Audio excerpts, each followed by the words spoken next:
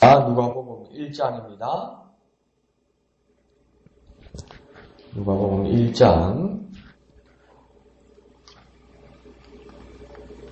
26절에서 38절까지입니다. 누가복음 1장 26절에서 38절까지 다 같이 한 음성으로 읽겠습니다. 시작. 여섯째 달에 천사 가브리엘이 하나님의 보내심을 받아 갈릴리 나사렛이란 동네에 가서 다윗의 자손 요셉이라 하는 사람과 약혼한 처녀에게 이르니 그 처녀의 이름은 마리아라. 그에게 들어가 이르되 은혜를 받은 자여 평안할지어다. 주께서 너와 함께 하시도다 하니 처녀가 그 말을 듣고 놀라 이런 인사가 어찌함인가 생각하매 천사가 이르되 마리아여 무서워하지 말라. 내가 하나님께 은혜를 입었느니라. 보라 내가 잉태하여 아들을 낳으리니 그 이름을 예수라 하라. 그가 큰 자가 되고 지극히 높으신 이의 아들이라 일컬어질 것이요 주 하나님께서 그 조상 다윗의 왕위를 그에게 주시리니 영원히 야곱의 집을 왕으로 다스리실 것이며 그 나라가 무궁하리라. 마리아가 천사에게 말하되 나는 남자를 알지 못하니 어찌 이 일이 있으리까? 천사가 대답하여 이르되 성령이 내게 임하시고 지극히 높으신 이의 능력이 너를 덮으시리니 이러므로 나실 바 거룩한 이는 하나님의 아들이라 일컬어지리라. 보라 내 친족 엘리사벳도 늙어서 아들을 배었느니라. 본래 임신하지 못한다고 알려진 이가 이미 6달이 되었나니 대저 하나님의 모든 말씀은 능하지 못하심이 없느니라. 마리아가 이르되 주의 여종이오니 말씀대로 내게 이루어지이다 하매 천사가 떠나가니라. 아멘. 오늘 본문은 성탄을 준비하면서 시작되는 큐티의 말씀입니다. 그래서 하나님이 천사를 통해서 마리아에게 수태고지, 아이가 날 것을, 아이를 잉태할 것을 말씀하시는 그 내용을 가지고 있는 것입니다. 그래서 26절에 시작될 때 6째 달에 라고 말씀하시는 것은 그 앞에 상황과 같이 연결되는 건데 이건 뭐냐면 그 당대의 제사장 사가랴와 그분 엘리사벳 사이에서 아이 침례 요한이 임신한 지가 6달이 지났다 이 말입니다. 그래서 엘리사벳이 침례 요한을 임신한 지 6째 달에 이 말입니다. 그것을 어디에서 또 알 수 있냐면 오늘 본문에서도 36절에 보면 보라 내 친족 엘리사벳도 늙어서 아들을 배었느니라. 임신하지 못한다고 알려지니까 이미 6달이 되었나니 이러면서 36절과 26절을 연결해서 보면 이 6달이라는 것은 엘리사벳이 하나님의 말씀을 들어서 침례 요한을 임신한 지 6달이 되었다 이렇게 이해하면 더 쉬울 것 같습니다. 그래서 이 본문을 보면 침례 요한과 예수님의 탄생 그리고 그들의 사역은 그 관련을 맺고 있음을 암시합니다. 그리고 이들 사이에서는 또 친족 그러니까 친척의 관계였고 멀은지 가까운지는 모르겠지만 이종의 관계, 이종 사촌의 관계였고 이것은 친족의 관계뿐만 아니라 그 연결 관계 안에서 쉽게 이해하고 또 그것을 바라보게 하고 관찰하고 깨닫게 하기 위해서 하나님의 사역, 하나님의 그 위대한 일들이 같이 엮여져 있는 것입니다. 그러니까 하나님께서 하나님의 아들을 보내셔서 이 세상에 위대한 일을 하실 때에도 하나님이 독단적으로 모든 일을 처리하시지만 그 일에 협력되고 그 일에 연관된 많은 사람들이 있다는 것을 보여주게 되는 것이죠. 그러니까 우리가 이곳에서 어떤 일을 하고 하나님 말씀에 순종해서 일을 할 때도 하나님께서 그 모든 일을 우리에게 연관되게 하시고 우리를 이끄시고 그 일을 할 때 하나님의 위대한 일에 우리가 또 도움이 되는 뭐랄까요? 한 일조를 하는 그 영광스러운 자리에 갈 수 있는 것을 우리는 알아야만 할 것입니다. 그래서 26절에 계속 보면 천사 가브리엘이 나타납니다. 그래서 하나님의 천사죠. 이 천사가 하나님의 보내심을 받았다고 말하고 있습니다. 그러니까 천사라면 우리 구약 성경에서도 보면 엘리사 때이죠. 그 이스라엘이 아수르에 이렇게 포위당해 있을 때 엘리사 때인가요? 아니 히스기야 왕 때죠. 그럴 때도 보면 하나님께서 천사를 통해서 단번에 그 많은 적들을 물리치기도 하고 엘리사 때는 그 불말과 불병거로 그 적들을 막 다른 데로 이끌기도 하고 아람의 그 군사들을 이끌기도 하고 막 두려움을 주기도 하는 그 강력한 그 영권과 영역을 가진 이들이 천사들인데 이 천사도 그렇게 힘있고 능력에 대해서 독단적으로 이 일을 하는 것이 아니라 하나님의 보내심을 받았다고 이야기합니다. 그러니까 하나님께서 허락하시고 하나님께 이끄시고 하나님의 통제 안에 있다는 것이죠. 말 그대로 천사라는 것은 무엇입니까? 하늘천 심부름사. 그래서 하늘의 부름과 하늘의 그 뜻을 따라서 하늘의 명령을 따라서 곧 하나님의 말씀을 따라서 일을 행하는 심부름꾼이란 뜻이지요. 그래서 이 가브리엘도 그러니까 하나님의 보내심을 받았다고 이야기합니다. 그와 마찬가지로 우리도 무엇입니까? 하나님께서 보내시는 일에 대해서 우리의 사역과 우리의 헌신과 우리의 활동 모두가 하나님의 권위 안에서 수행되고 순종되어야 되는 것입니다. 아무리 우리에게 반짝이는 아이디어가 있어도 하나님 앞에 검증받아야 하는 것이고 이것이 정말 하나님의 뜻인가? 우리 수요일에 계속해서 목사님께 배워왔던 것처럼 이게 하나님의 뜻인가? 이것을 깊이 묵상하고 거기에 대한 하나님의 응답과 확신이 올 때 그때 이것이 하나님께서 주신 메시지고 이 말씀에 내가 순종해서 하나님의 보내심을 받아서 내가 이 헌신과 이 사역을 해야 되겠다. 그런 수행이 따라야 되는 것이죠. 그의 모범이 오늘 본문에서는 천사 가브리엘에게서 나타나는 것입니다.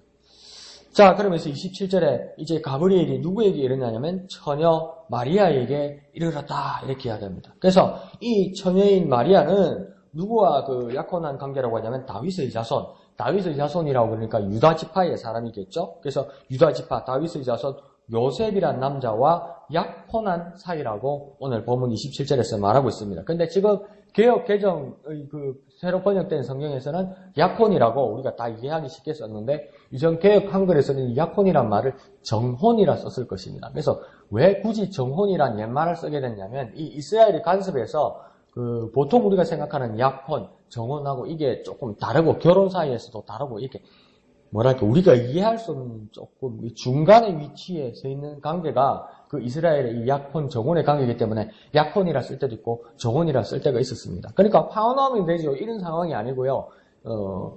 거의 그 이스라엘에서 이 약혼, 정혼의 관계는 뭐냐면 신랑 신부가 결정이 되었고 서류상으로 안 그러면 공인된 상으로 이 신랑 신부가 된 겁니다. 이미 됐는데 뭐냐면 정식 아직 결혼식을 올리지 않고 동거하지도 않고 합방하지도 않은 겁니다. 그래서 여전히 두 사람은 처녀와 총각으로서 관계를 맺지 않은 관계지만 또한 신랑과 신부이기 때문에 이 남자가 다른 여자나 다른 남자를 알아서 관계를 맺게 되면 이게 뭐게 됩니까? 간음이 됩니다. 간음. 그래서 율법으로 엄청난 처벌을 받게 되죠. 그런데 그래서 이 마리아와 요셉은 그런 정혼한 관계랍니다. 부부가 예정되어 있다는 것입니다. 그렇지만 다른 사람을 알면 처벌을 받는 또 관계가 되어 있다는 겁니다. 그런데 28절은 이 마리아에게 천사가 나타나서 그녀에게 말하기를 뭐라고 하냐면 은혜를 받은 자여 평안할지어다 주께서 너와 함께 하신다 이러면서 이렇게 축복을 하고 있습니다. 그러니까 이 말씀을 28절만 정황뿐만 아니라 28절만 우리 말씀에 뚝 떼어서 이렇게 적용을 해봐도 뭐냐면 하나님의 은혜가 임하면 두려움 없는 평안이 우리에게 있다는 것입니다. 그러면 우리에게 하나님의 은혜가 임해서 내게 두려움 없는 평안이 있게 되면 그거 뭐냐면 하나님이 나와 함께 하신다는 증거가 된다는 겁니다. 그러면 다시 말하면 우리에게 두려움이 있을 때 무엇을 구해야 되냐면 하나님의 은혜를 구해야 되는 것입니다. 그러면 하나님의 은혜가 구할 때 내 마음에 평안이 임하는 것이고 그것을 무엇을 증거하는 것이냐면 하나님이 나와 함께 하신다. 그것을 증거할 수 있는 가장 큰 표적이 된다고 이야기하는 겁니다. 그것을 풀어서 28절에 천사가 마리아에게 말할 때 은혜를 받은 자여 평안할지어다 주께서 너와 함께 하신다 이러는 겁니다. 그러니까 포인트만 치면 은혜, 평안, 함께 하심 이걸 치면 우리 삶에서도 정확하게 적용하고 그 은혜를 구하고 그 표적을 확인할 수 있다는 것이죠. 그런데 28절에 가브리엘이 이렇게 말하면 뭐 큰 일을 치를 것 같은 것을 경고이기도 합니다. 평안 그 자체이기도 하지만 그러잖아요. 뭐 큰 사고 치고 나서 뭐랍니까? 엄마 나하고 이야기 좀 하자. 엄마 나하고 이야기 좀 해요. 해놓고 그러니까 눈을 딱 엄마 나 좀 봐봐.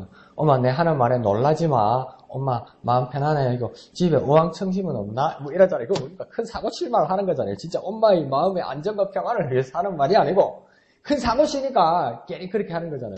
천사가 그래서 그래 말을 한 것일 수도 있겠습니다. 뭐라고 합니까? 29절에 벌써 당장 마리아도 불안해합니다. 뭐랍니까? 당황스러워하고 혼란스러워하는 그 마리아의 모습이 보입니다. 뭡니까? 처녀가 그 말을 듣고 놀라 이런 인사가 어쩌민가 생각한다는 거죠. 막 머리에서 온갖 복잡한 생각을 한다는 것이죠. 그러자 30절에 천사가 다시 한번 말합니다. 무서워 말라.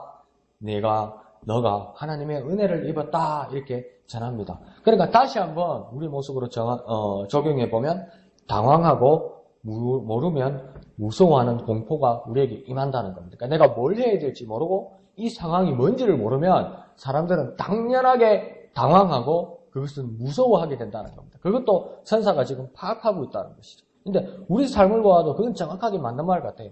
뭘 해야 될지 모를 때. 그래서 지금 상황이 어떻게 돌아가는지 도무지 모를 때 그때는 당황하게 되고 또한 공포 가운데 있게 되고 무서움 가운데 있게 된다는 겁니다. 그때 천사가 준 메시지는 뭐냐면 무서워하지 말라. 네가 하나님의 은혜를 입었다. 이렇게 말하는 겁니다. 그러니까 하나님은 우리를 깨우치시기 위해서 은혜를 입은 자는 무서워할 이유가 없다고 이야기하는 겁니다. 내게 무서움과 공포가 있을 때 내 자신에게 또한 하나님의 말씀을 붙들어서 나는 하나님의 은혜를 입은 자다. 내가 하나님의 은혜를 입은 자다. 또 내 자신에게 선언하고 또한 내 자신을 살펴보아서 나는 정말 하나님의 은혜를 입어서 여기까지 왔다. 그것을 믿을 때 그 공포와 무서움을 물리칠 수 있다고 하나님의 보내심을 받은 천사는 다시 한번 깨우치고 있습니다. 그러니까 28절과 다시 한번 연결시켜보면 은혜, 평안, 함께하심을 믿고 경험하고 인정하게 된다는 겁니다. 우리의 모든 정황 가운데서 두려움 가운데서 당황스러움 가운데서 어려움 가운데서 가장 먼저 붙들어야 할 것은 무엇입니까? 하나님의 은혜고 하나님 은혜 가운데 있을 때 그 두려움과 공포와 당황스러움이 물러가게 되고 그때 우리에게 평안이 오게 되고 그것은 하나님 우리와 함께 하심을 경험하게 된다는 것을 말하고 있습니다. 자, 그러면서 31절에 천사의 메시지가 이제 일어납니다. 뭐라고 해야 됩니까? 이 처녀에게 잉태하여 네가 아들을 낳을 것이다. 그리고 그 이름을 예수라 하라 하면서 이름까지 지어줍니다. 그런데 처녀라고 그랬잖아요. 그렇지만 또 남편이 정해져 있는 사람이라고 그랬잖아요. 그런데 이 여자가 잉태하여서 배가 불러오게 되면 어떡합니까? 율법에 따라 처벌받게 되죠. 처형당하게 되죠. 요한복음에서 그 내용을 보게 되면 가늠한 여인이 불려온 것을 보게 되면 유대인 사이에서 온 것을 보게 되면 사형당하겠죠. 그것도 비참하게 돌을 맞아서 죽어야 할 그런 중죄인 것 같아요. 그런데 그 여자에다가 여자를 불러놓고 임신할 거다 그러면서 그것도 다른 사람들 이름까지 장명까지 미리 해주면 이건 우리가 결말을 알기 때문이지 이 상을 받으면 얼마나 무섭고 얼마나 두렵고 얼마나 황당하겠습니까 이게 축복이라고 할 수 있을까요? 그 상황은 정말 두려웠을 겁니다. 자, 32절은 또 계속된 메시지가 뭐냐면 이 아이가 큰 자가 되고 높으신 이의 아들이 될 것이다. 곧 지존하신 이의 아들이 될 것이다. 곧 하늘에 계신 이의 아들이 될 것이다. 그리고 다윗의 왕위를 그 아기가 가지게 된다. 이 다윗의 왕이라는 것은 무엇입니까? 하나님께서 주신 것이고 하나님께서 약속하신 것이고 가문을 따라 내려오는 것이고 정통성을 가진 것이고 또한 지금 고난받고 있는 이스라엘 백성에게 다시 한번 이스라엘을 회복시키는 그 영화를 주는 그 위대한 혁명과 같은 반전과 같은 놀라운 일들이 역전의 일들이 이 아기를 통해서 일어나게 될 것이라고 그 가브리엘 천사는 말하고 있는 것입니다. 그런데 이게 누구에게 일어난다는 겁니까? 전혀 안 돼서 일어난다는 겁니다. 그리고 이 위대한 왕이 어떤 상황에서 일어난다는 것입니까? 로마 식민지 가운데서 일어난다는 겁니다. 로마 입장에서 이건 뭡니까? 구테타입니다. 진압의 대상입니다. 진압의 대상. 이걸 이 어린 여자에게, 처녀에게 이 메시지를 주었다는 것이 참 무서운 일이지요. 33절을 보면 이 선택받은 야곱의 집에서 그가 왕으로 그리고 무궁할 것이다. 뭐랍니까? 끊임없이 영원할 것이다. 이게 다 우리에게는 축복된 말씀이지만 이제 와서는 축복된 말씀이지만 마리아는 상당히 두려웠을 겁니다. 이 정도면 마리아가 이해를 넘어서 감당할 수도 접수도 할 수 없는 그런 메시지일 겁니다. 한 번씩 웃으면서 보는 그 예능 프로 중에 케이블에 보면, 종편에 보면 한 끼 줍쇼라고 있습니다. 그게 처음에는 재미있던데 한편으로는 이해가 가더라고요. 연예인들이 약속도 안 하고 아무 집이나 손정을 눌러가지고 저 연예인인데요. 오늘 저녁 식사 좀 같이 할 수 있을까요? 이렇게 불쑥 나타난다는 거죠. 그러면 처음에 제가 이 프로를 봤을 때는 그 싫다고 하는 사람들이 덜 있더라고요. 와, 참 매정하네 이렇게 생각했는데 지금 와서 생각하니까 뭐냐면 아니 그 찾아오는 사람도 참 무례하네 그런 생각이 들더라고요. 그 남의 집 어떻게 부쑥부쑥 나타나가지고 뭐 각설이도 아니고 얼씨얼씨고 들어간다도 아니고 카메라까지 들이대면서 남의 집에 들어가지고 밥 달라. 그게 그 얼마나 무례하고 그게 당황스러운 일입니까? 그러니까 그 거절하는 게 한편으로는 이제 이해가 가더라고요. 거절하는 사람들. 그러니까 지난주에는 그 경주인데 이 경상도잖아요. 그 집사람이 가까운 동네죠. 김천, 경주. 그런데 왜냐면 연세 드신 할머니, 할아버지 집을 찾아갔는가 봐요. 그러니까 할머니, 할아버지들이 귀도 잘 안 들리시고 이랬는데 자꾸 방송국에서 왔는데 그러니까 할머니가 놀라 방송국에서 뭐 왔는겨? 방송국에서 우리 집이 뭐야? 그러니까 할아버지한테 할아버지 방송국에 왔는데요. 그러니까 카메라 딱 할아버지 딱 한마디에 끝났어요. 치았어, 막. 그러니까 딱 철수했어요. 그 거절하는 게요. 나쁜 게 아니고 당연한 거예요. 안 그래요? 그죠? 약속도 아닌데 남의 집에다 그렇게 들어오는 게. 그러니까 마리아도 무엇입니까? 이거 받아들일 수 없는 일입니다, 이거. 그 남의 집에 불쑥 찾아온 것이 아니고 그 처녀의 몸에 불쑥 들어오겠다는 겁니다, 이게. 예. 그러니까 34절에 마리아가 어떡합니까? 그래도 마리아도 착한 여인입니다. 소극적인 거절이 나타납니다. 뭐라고 얘기합니까? 나는 남자를 알지 못합니다. 그러니까 무엇입니까? 나는 아직 남자와 몸을 같이 한 적이 없습니다. 난 정제를 지키는 처녀이고 요셉과 정혼한 사람입니다. 약속한 사람입니다.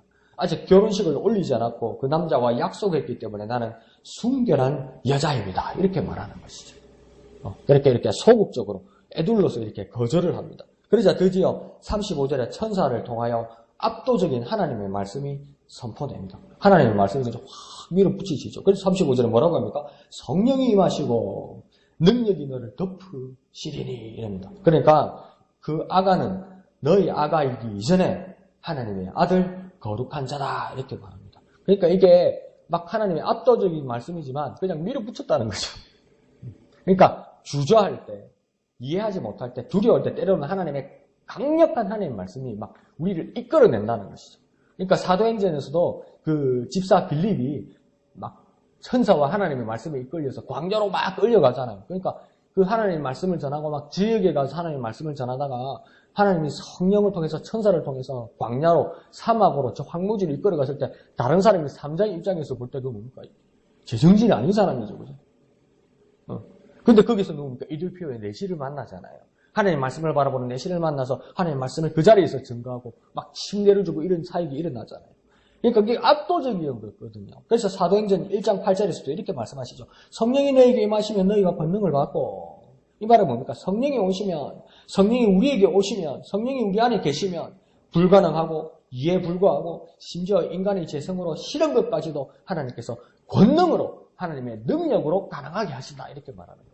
그러니까 더 이상 마리아의 너희 몸이지만 너희의 권한이 없다고 그리고 하나님께서 정료하시고 하나님께서 통제하시고 하나님께서 역사하실 거라고 천사가 말하는 겁니다. 그러면서 36절에는 이 불가능한 가운데 가능하게 만드신 그 역사적인 증거를 하나님께서 천사를 통해 말합니다. 뭐랍니까? 너희 친족 언니 엘리사벳이 임신한 지 6개월이나 되었다. 그러니까 마리아가 깜짝 놀랐겠죠. 왜요? 엘리사벳이 나중에 뒤에 보면 알겠지만 엘리사벳이 부끄러워서 숨어 있었거든요. 엘리사벳이 무서워서 숨어 있었거든요. 다 늙어갖고 이게 뭔 짓인가 싶어서 숨어 있었거든요. 그러니까 엘리사벳이 나이가 들어서 임신했대도 그게 뭐 얼마나 됐겠습니까? 그런데 한번 상상을 내가 해봤어요. 창세기에 100살 아버지와 90살 어머니 마리아와 사라와 아브라함이 임신해가지고 할머니 할아버지가 손잡고 배가 불러가지고 그 손잡고 다니면서 그 동네 사람들이 뭐라 그랬겠습니까? 믿은 사람은 야 주책이다 이랬을 거고 어떤 사람은 있습니까? 저기 임신이 알겠는데 저 간이 안 좋아가지고 배가 복소가 차는 기 때문에 뼈라벨 소리가 다 들렸을 거예요. 그게 정말 부끄러운 일이라는 것이죠. 그러니까 숨겼을 거라고요. 그러니까 친족인 마리아도 몰랐을 거라고요. 그러니까 천사가 말을 합니다. 그래서 나중에 마리아가 확인하러 가죠. 그 증거를 천사가 말합니다. 그러면서 37절에 하나님은 천사를 통해서 쾅 하고 도장을 찍는 말씀을 합니다. 37절에 뭐라고 얘기합니까? 대저 하나님의 모든 말씀은 능하지 못하심이 없느니라. 이 말을 더 쉽게 말하면 뭡니까? 하나님이 말씀하시면 모든 것이 다 된다. 긍정적으로 부정적인 언어를 다 빼고 긍정적으로 다시 한번 번역하면 뭐냐면 하나님의 말씀은 다 된다. 하나님이 말씀하시면 모든 것이 된다. 하나님이 말씀하시면 안 되는 게 없다. 하나님이 말씀하시면 더 쉽게 말하면 하나님이 말씀하시면 모든 것이 다 된다. 그렇게 말하는 겁니다. 그러자 38절에 마리아가 이 불신앙에서 완전히 돌았습니다. 마리아의 대답이 무엇입니까? 주의 여정이오니 말씀대로 내게 이루어지이다. 내가 처녀입니다. 나는 순결한 사람입니다. 나는 지조를 지키는 사람입니다. 나는 하나님의 율법을 지키는 나는 괜찮은 여자입니다.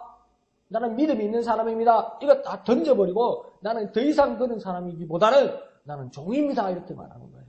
나는 하나님의 종입니다. 이렇게 말하는 거예요. 왜 종이라고 말합니까? 종은 어떤 사람입니까? 종은 주인의 말을 따르는 사람입니다. 종은 주인이 모든 것을 갖고 있어서 주인께서 나에게 필요한 것을 모든 것을 줄 수 있는 거라서 믿어서 주인이 시키는 대로 주인이 주시는 대로 다 순종하는 것이 종입니다. 나는 이제 더 이상 어떤 자이기보다는 어느 남편의 아내이기 전에 어떤 하나님의 말씀을 지켜서 내 자신이 어려울 수 있다고 믿던 그 이전에 나는 주님의 종이라서 주님이 시키시는 대로 주님이 주시는 대로 주님이 주시는 것이 최고의 것이고 최선의 것이라는 것을 믿어서 그것으로 믿고 순종하겠습니다. 이렇게 말하는 거죠. 그러니까 혼미해져 있던 마리아에게 하나님은 천사를 통해 말씀하시면서 다시 반석과 같은 새로운 믿음을 주시는 것입니다. 그 믿음이 무엇입니까? 순종의 믿음입니다. 내 고집의 믿음이나 내 신념의 믿음이거나 내가 세운 내 정의의 믿음이 아니라 그 여러 믿음 중에도 하나님께서 변화시키고 더 새로운 믿음을 주시는데 그 믿음이 무엇이냐면 순종의 믿음이라는 겁니다. 하나님의 종으로서 순종의 믿음으로 마리아에게 바꿔주시더라는 겁니다. 그러니 우리의 삶에서도 미지근해져 있던 그 믿음들 중에서 주님이 말씀하시면 다시 한번 기억나고 정신이 발쩍 들어서 그 순종의 믿음을 굳게 세우는 저와 여러분이 되기를 부탁드립니다. 우리가 다시 한번 새로워져서 하나님의 말씀에 하나님의 종이 되어서 하나님의 말씀에 순종하는 놀라운 삶을 살아가는 저와 여러분 되시기를 거룩하신 예수님의 이름으로 축원드립니다. 기도하겠습니다. 거룩하신 아버지 하나님 은혜를 감사합니다. 하나님께서 오늘 우리에게 주신 말씀 하나님의 모든 말씀은 다 된다. 이 말씀을 받드는 우리가 되게 하여 주옵소서. 하나님의 종이 되어서 하나님의 이 위대한 말씀을 받들어서 순종하고 헌신하고 따르는 우리가 되게 축복하여 주시옵소서. 모든 것을 감사드리며 거룩하신 예수님의 이름으로 간절히 기도하옵나이다. 아멘. 네, 이 시간 말씀을 생각하시면서 기도하시고 우리 진해지역 복음화를 위해 기도하실 때 우리 목양교회가 귀 쓰임 받을 수 있도록 또 함께 기도해 주시기를 부탁드립니다. 오늘 밤 9시 금요 기도회 있습니다. 나오셔서 기도하시고 은혜 받으시길 부탁드립니다. 토요일 예배당 위와 식당 사역을 위해 헌신하는 분들을 위해서 기도해 주시고 또 함께 해 주시기를 부탁드립니다. 오늘 주일 24일은 성탄 축하 예배가 있습니다. 모두 준비하시고 또 하나님 앞에 또 주님 앞에 성탄 축하 예배를 함께 나누는 저와 여러분 되시기를 부탁드립니다. 또 오후에는 기간 원례회가 있습니다. 또